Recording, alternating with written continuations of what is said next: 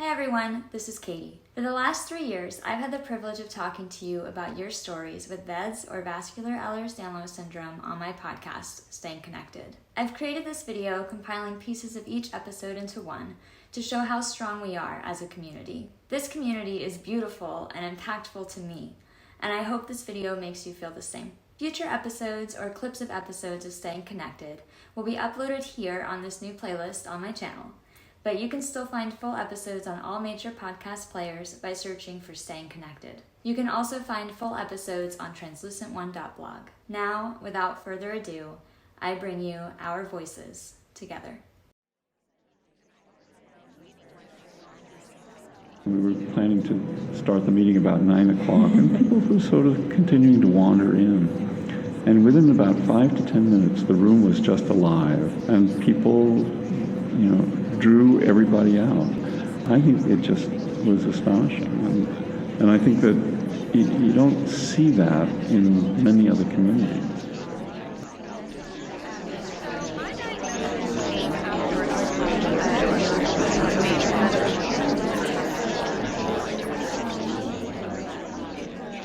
It came back when I was 10 positive for VEDS.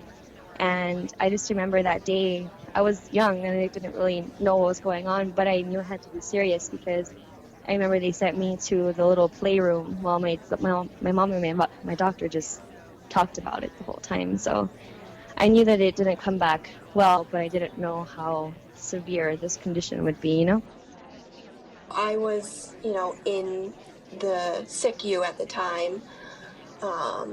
And when my family read about this, when they received the genetic results, it just made so much sense to them. It was without a doubt. I checked every single box of, easy bruising, thin hair, thin lips, short stature, just every single item was on that list of symptoms, so it kind of all made sense. I was diagnosed with VEDS 2 years after the misdiagnosis. So I was in middle school at the time, 8th grade. I hadn't even entered high school, and I was diagnosed with VEDS after my mother died. She was in the hospital a grand total of 3 days, and she never came out. From a visual standpoint, there was no signs at all that I had VEDS. And even when I started doing my research on genetic disorders, I even said, maybe it's VEDS. They're like, I don't think so. You don't really have any of the system, any of the other indicators. But it turned out that it did. In 1979, there's no internet. In all the 80s, no internet. And the information we had was from Duke University, and it was one paragraph long, and it was just what they, I think, taught in medical school at the time. So they really told me, protect my abdomen, never take gym class, and never have children. And there was no sugarcoating it. I mean, I saw my father die. So there was no you'll be okay, or we're going to tell her what it's really like when she's older. I got it. I mean, I knew. Whatever this was bad, and it killed my dad. Growing up, we all knew, I knew anyways, that I had to, I had to slow down. I couldn't be like the other kids, But, I used to play sports. I used to lift weights in my early 20s. I slowed that down. Mm-hmm. You just had to learn to back off what you normally would do, physical stuff. It's tough, though. Right before he turned 2, we did a connective tissue panel. She knew he had a connective tissue disease, but just didn't know which one. But VEDS was not on her radar. Mm-hmm. And we drew his blood and did the testing, and he came back positive for VEDS. I hoped he didn't have it, but in my gut, I suspected that he did. But when they actually said yes, he tested positive, it was as if somebody pulled the rug out from under me, and I fell into a big black hole. It was extremely depressing. You mourn all the dreams and goals that you have for your kid, the limitless possibilities that you think of when someone's born into this world, I want them to be able to skydive if they want to. I want them to be able to become a firefighter if they want to. I want them to be able to do this and that. And it's like I was suddenly served this platter of very specified limitations that he could do. And he was still alive, but it was so life-changing that it was just hard to wrap my brain around at that moment, to think about how different his life is going to be. It was a painful moment. I'm not going to lie. I mean, you hear anything where your life expectancy goes down to a tremendous amount. And you just don't want to accept it. I mean, at this point, you've been fighting for so long that you just don't even, like, you think you can't take any more. You're just already in so much pain, and then they hit you with that. And again, it's kind of, I went through that same, like, you know, like, yay, there's a diagnosis. I finally know now why. But at the same time, it was like, can I not know that? Can we tell me something different? At least tell me it's something that I can cure. My first reaction, I cried quite a bit, because I thought, wow, you know, she actually has this condition. And another part of me thought, I know it sounds bad, but a part of me felt positive, because it gave me and everyone else the answers we kind of were looking for as to what could have caused the bleeding.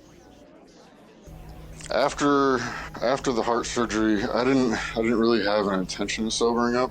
It was after my diagnosis in February of 2017. Yes, 2017. That I really changed my life around.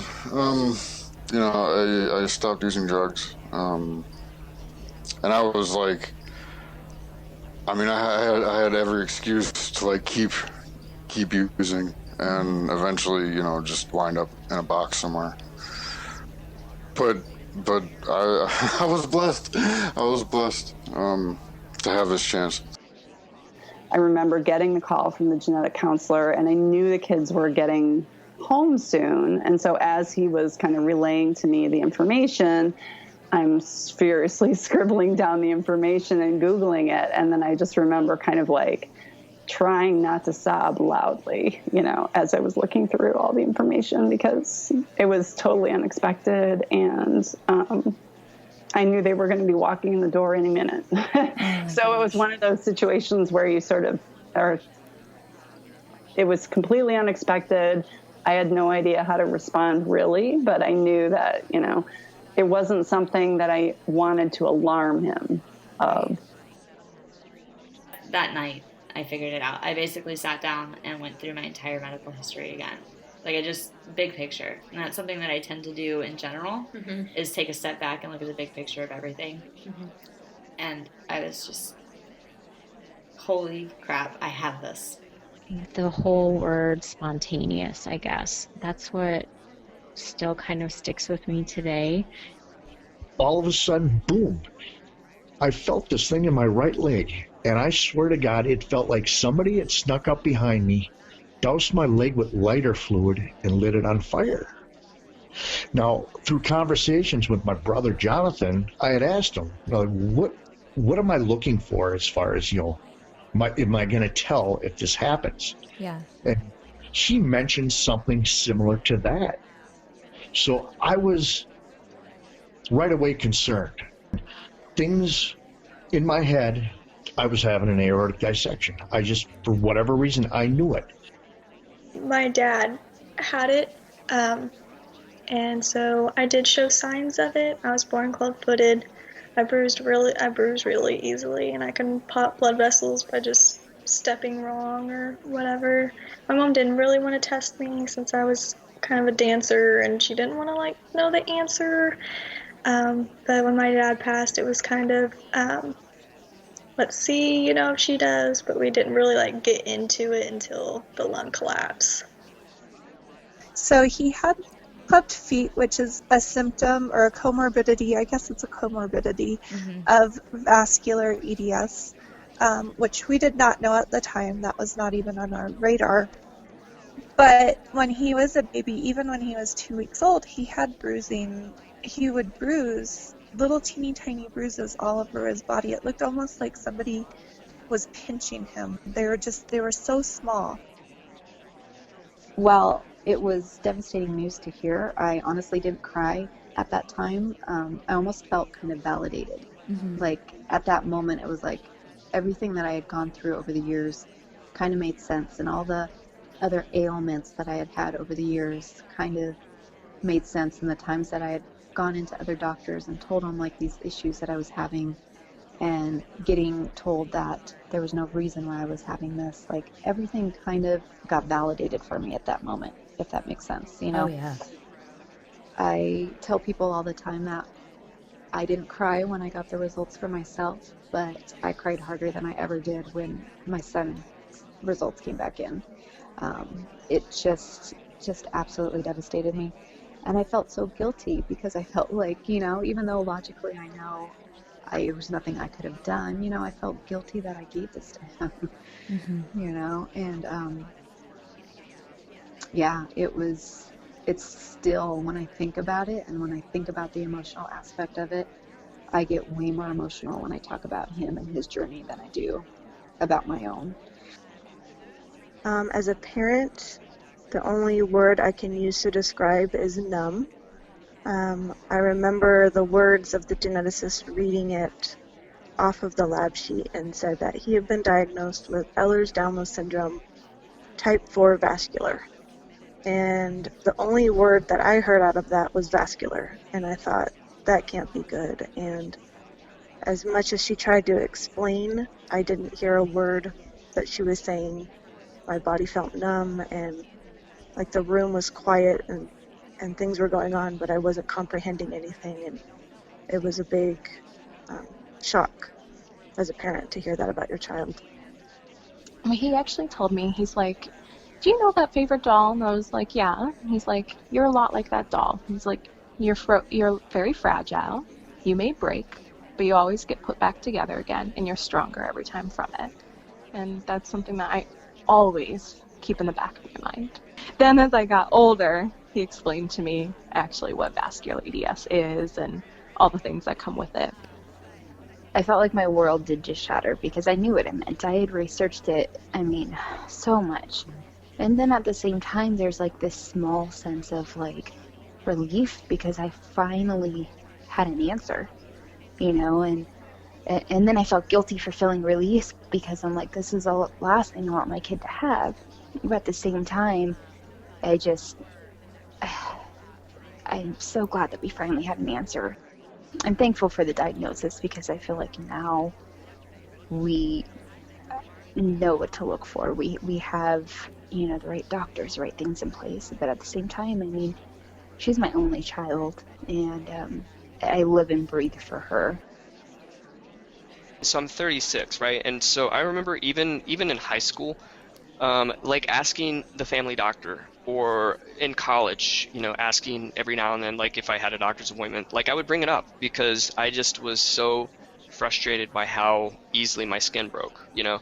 And so it was just sort of like a lifetime of being told like, oh no, you just have thin skin, was the response that I always got. It's there, it's been there all along. I had been asking the right questions since I was a teenager, but nobody was willing to, you know, to see that there was something there. At that point, you know, we really were still diagnosing most of these things as bad luck. And certainly that, I'm sure there is some of that involved, but, you know, when your diagnosis is bad luck, then your, like, management plan is cross your fingers and hope for good luck. And so, you know, so for me, there was also that little bit of relief of like, okay, now we actually have something that we can put our finger on and something that'll guide management. I was such an active person before this happened. I used to run half marathons. I used to do a lot of 5Ks. I did a lot of physical activities. So for this to happen was, to me, just seemed like, now what do I do? I lost basically my whole, everything that I used to do. I had to change my whole lifestyle. They flat out told me, you can't run anymore, you can't do this, you can't lift weights, you can't, lift your kids. All those things just, were told to me right there on the spot, and I was just like, really? And so, yeah, it was definitely a shock. It was like validation. It was finally, there was a sense of relief to finally have an answer, after 9 years of knowing something was wrong. People don't have aneurysms at 27. Living with Ehlers-Danlos literally my whole life, not just knowing that I had it, but seeing my dad have it and live with it and see how he lived his life made me kind of say, I'm going to live my life the best I can because I know I only have one of them. But actually I have two because I coded already. It's a hard, it's really morbid, I think. And I don't know, I know people, VEDS patients and probably yourself, we're all at different stages of maybe acceptance of our disease as well, because time is not on our side. And I hope that maybe I could be this 70-year-old grandma that gets to see her grandkids, and obviously that's what I would want, but I don't know if I will get there. And that's a hard thing to try to talk about with the kids, or even just to talk about to people in general. Jess figured this out I think she was 21 at the time, just turned 21, that she has this horrible disease that, for the best case scenario, really would hopefully live to be in her 50s. And she just still chose to hold herself to the highest standard you could possibly hold yourself to. I mean, she chose to go to pharmacy school after all of this was said and done, and got in, graduated, finished, and then, was board certified. So, I mean, at any point she could have decided that wasn't something she wanted to do anymore, but she continued to push herself really hard and hold herself accountable and really hold herself to a higher set of standards than most people would, even without having this disorder to have to face as well. Even going forward from now on, it's going to be something that speaks a lot to me. Obviously losing somebody with VEDS isn't easy, but I don't think that I think it was harder for her to live with VEDS and harder for us to face it while she was here, because it's hard to walk through life on pins and needles wondering when that unknown time is going to come. Mm-hmm. And now we can move forward with it, raise awareness, and I can try to live my life the way that Jess did, and just being strong and not letting VEDS run our life.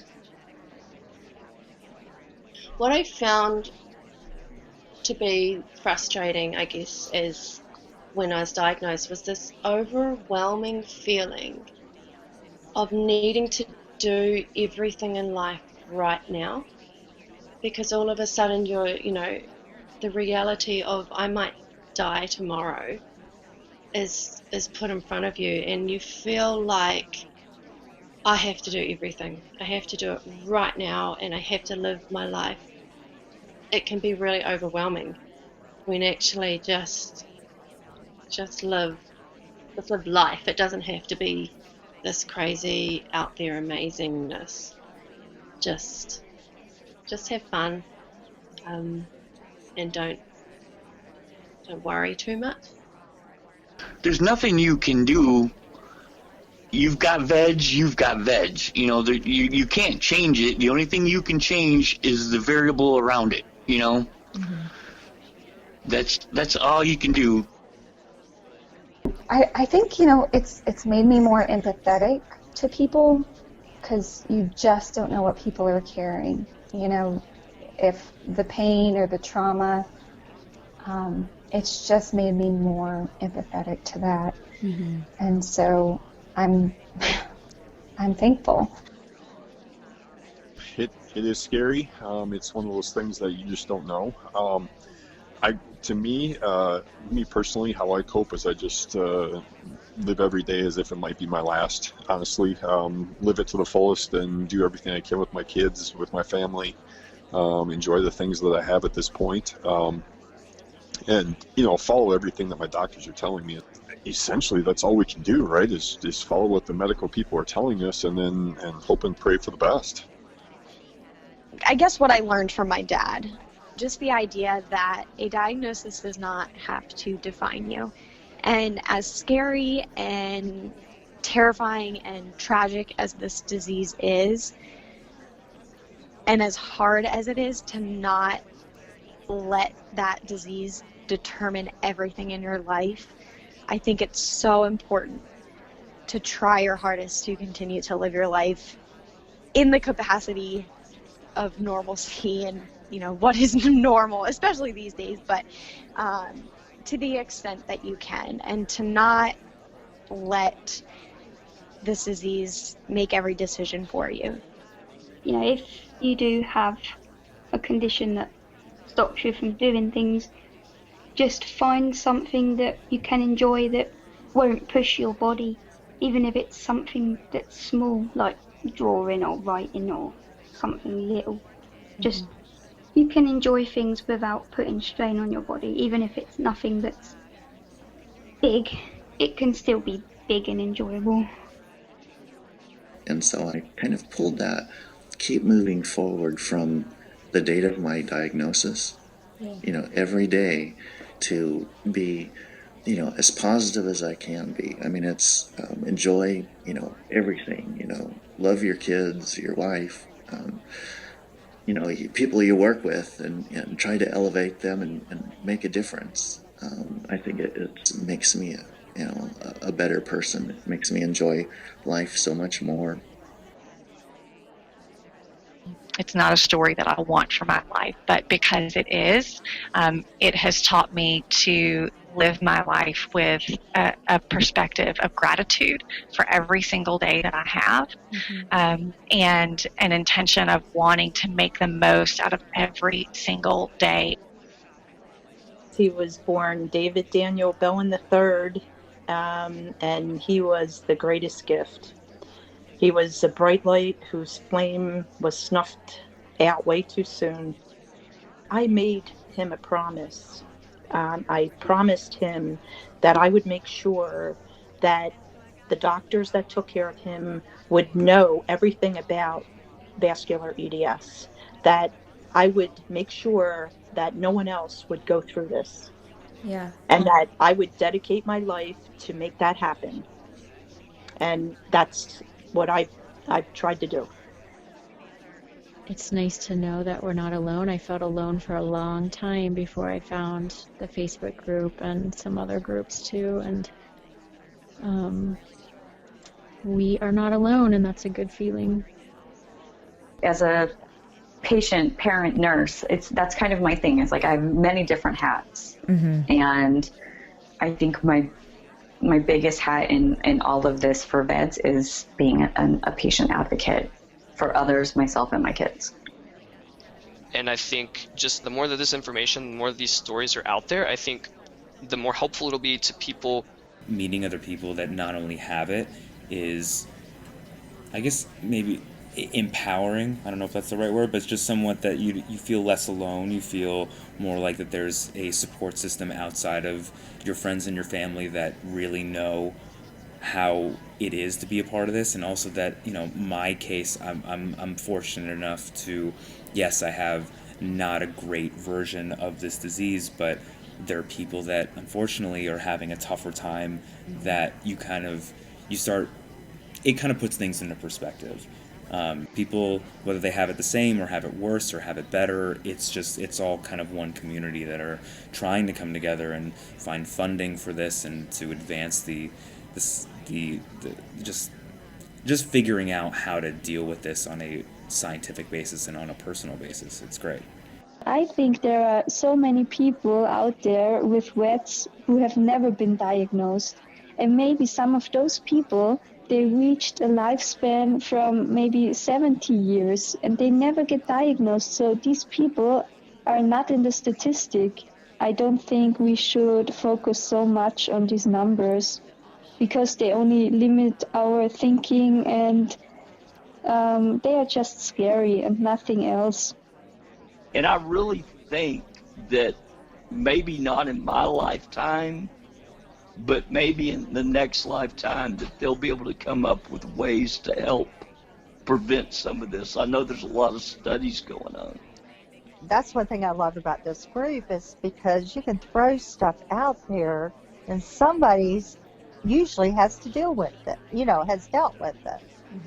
And we are all here for each other. So don't hesitate to talk to one of us. And it's hard. When you first get diagnosed, you're just like the world spin. Something that I really believe with this VEDS community is that it is very strong, and these people really do fight for each other. It's become such a big family unit, in a sense. So I would go into the community with open arms and try to embrace that. And they've met other kids with VEDS now. Oh, it's been great. Yeah, I mean, Miles has made a friend, a couple of friends with VEDS now, and ultimately, I really hope that they'll grow up together and they can have someone to lean on and someone to just express their life. I mean, with their challenges, and I mean, this is amazing, honestly, for them to have that support. You gravitated toward people in the community, and you built a family. And then I was encircled in that family, and it was healing. I mean, it really has been awesome to me to see you, pick up the torch. Well, I feel like it's a win-win. Yeah. I'm making myself feel better. I feel like I'm supporting you, and I'm supporting the community. And honestly, I'm nothing in comparison to some of the other mothers out there that I admire so much. I want to be like them when I grow up. So I have a long way to go, but there's been people that have carried the torch, and it's my turn, and I want to. I have to say that the experience has exceeded anything I ever imagined would come out of it, because I have met people who I consider now family and that I love and adore. And on a personal level, it has been deeply, deeply satisfying. It's very emotional for me, not just the science, but the human connection. I believe in holistic care, that it's my job, not just as a researcher or a physician, but it's my job to take care of the whole patient, not just their arteries. I just want the listeners to make sure that they spread the awareness amongst as many people as they can. And if you can make a difference in just one person's life, if I can make a difference in one person's life, I feel that I have fulfilled my duty here on earth. So when I pass on, I want my family to be able to say she affected at least one person by telling her story. Find the VEDS community. This is your network for support, advice, and to know you'll never walk alone in this journey. There's always someone there to hold your hand and to help you.